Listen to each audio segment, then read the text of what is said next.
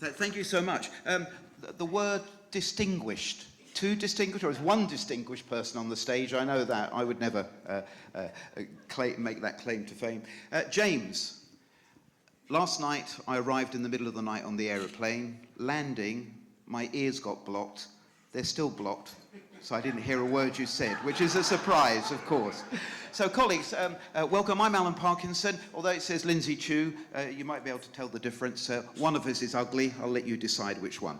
I'm at UCL in the School of Management and work with the University of London on the Accounting and Financial Management degree. Lynsey? Alan does like to talk, so I have put a timer for 5 minutes, so I will make sure that we stay on time for the evening. My name is Lynsey Chew, and this is a photo that was taken a while ago, but I'm also a professor in financial education. I've been at UCL for nearly 16 years, and I guess had the pleasure of working with Alan for all of that time. I say pleasure, but you know, Alan's a good guy to work with, as our colleagues in the front row can probably attest to.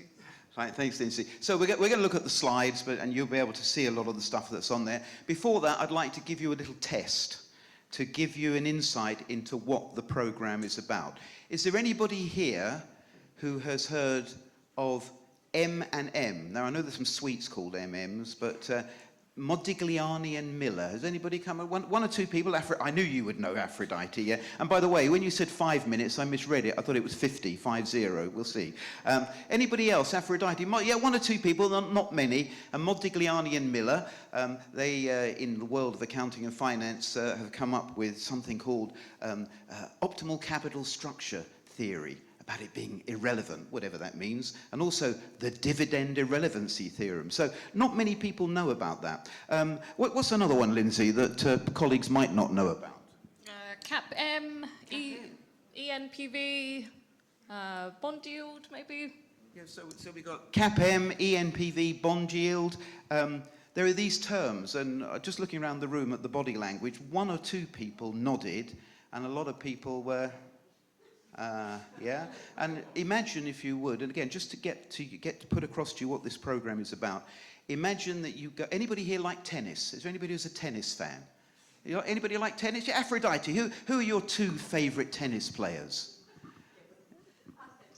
Okay, tell her after. Well, she has two favorite tennis players, so imagine you go to a tennis match.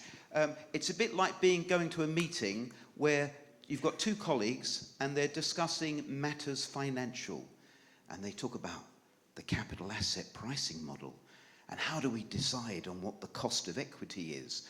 And you're sitting there and you haven't got a clue what it is they're talking about. One is sitting there, one is sitting there, and it's like being at a tennis match, isn't it? Because what do you do at a tennis match?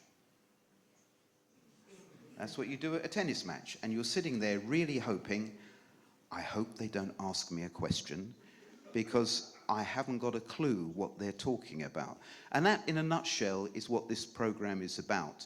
Helping working people to be able to, first of all, join into a conversation, but then participate through time, not in a conversation about matters financial, but a discussion, which of course is much more detailed than a conversation. So there's all the slides telling you what it's about, but that's what we want to do. People who are IT managers, HR managers, marketing managers, shipping managers, who they know their stuff in their own field, they're experts. But when it comes to matters financial, they start shaking because it has this aura of magic and mystery, and nobody knows what's being spoken about. Lynsey. Sure, so I guess we could linger on this very comprehensive list as to why a degree like this is appropriate for perhaps different phases or stages of your career. But I think for us, one of the reasons why we partnered with the University of London, being from UCL, is this dedication to access to education. So we heard from the esteemed speakers earlier on that introduced the evening that access to education is primarily our focus as well.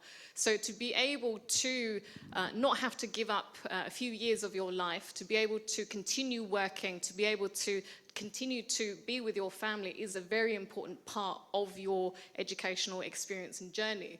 So part of our ethos is definitely partnering with institutions that help to facilitate this. And with Aphrodite and her team at IMS, we are very, very proud to be able to enter into this partnership to provide this access here. So, we could go on about all of these various different advantages and reasons why you should enroll, maybe not just on our program, but any of the programs that you've heard on this evening, or tell your friends and family about. But I think the key message here is the attention to detail, the facilitative purpose of colleges like AIC and IMS and University of London to bring that education message across to you to make sure that you are feeling very comfortable joining with us ultimately. Alan, maybe we should skip to a little bit on the structure, or anything you want to linger on here? No, I think we probably said what needs to be said. Sure. So here's our program structure. So very linear in that sense. Demetrius, you had a lovely diagram with lots of color. Ours is just very nicely regimented in that sense. Some may say that accountants or finance people like very much linear progression. So that's what we have here in our table, progressing through the various different modules, accumulating that core knowledge base, and then progressing further and further still.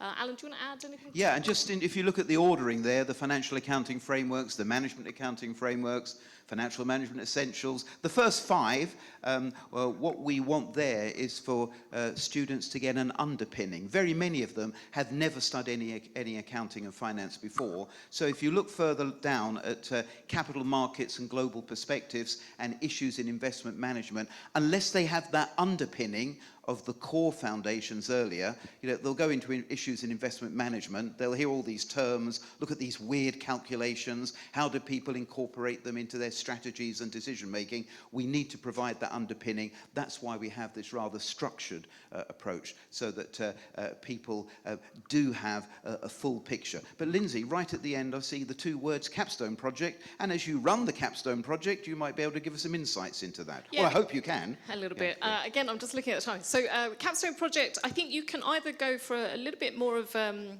tangible output.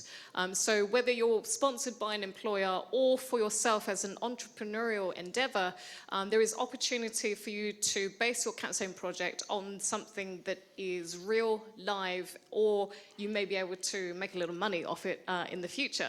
So we provide these opportunities for all of our students because they come from such diverse backgrounds. So we don't want to limit them to, let's say, just pure accounting and finance, but apply their knowledge that they have accumulated from accounting and finance into a very practical solution. So whether that's something to do with maritime, whether that's something to do with a different type of AI-related entrepreneurial venture that they want to create, the capstone project does allow for that to happen. So we're really pleased actually with some of the output from both this program and another sister program that we run, where the students come together for this project. And some of them have indeed actually made business ventures come to fruition. So they were able to create a business opportunity, use their project to scope it out, to see if it's financially viable, and then take it forward after graduation as well. So we're really proud to be able to put some of our graduates out there who are now probably making millions, maybe. I think they're going to. I think 1 or 2 have sold their businesses, their new businesses for. I noticed we didn't get a percentage of how much they got, but we were in it for richness in other ways, weren't we? Not just the money side of things. At least that's what we say. And Lynsey, do you want to continue at the entry route? Otherwise, I will be here all night. This is our last one. So entry route is quite open in that sense. So we don't require you to have any prerequisite knowledge. So again, we've had students who've come from engineering, they've come from design, they've come from the creative arts, and it's because they've seen at their point, their juncture in their career, that they want to add something else, something a little different. And they've chosen the accounting and financial management degree to aid their progression towards that. So we also accept work experience as part of the profile, much like Demetrios's MBA program, but we're looking at the profile in its entirety, not just the initial qualifications that sort of are a bit of a hurdle for some folks. And possibly, maybe, perhaps, you never know, a graduate might one day decide to aspire and become an actual accountant. Has anybody seen the film from a number of years ago called The Accountant? I think the American actor Ben Affleck was in it. Yeah. It's not like that. It's not, for those of you who know what the accountant title is very misleading in that sense, but accountancy from another angle. So thank you very much. Dimitri was saying that I take a long time. I really cut it down tonight. I was hoping we'd go on till midnight, but maybe it seems as though we've gone on till midnight. I don't know, but thank you so much. Thank you so much. Thank you.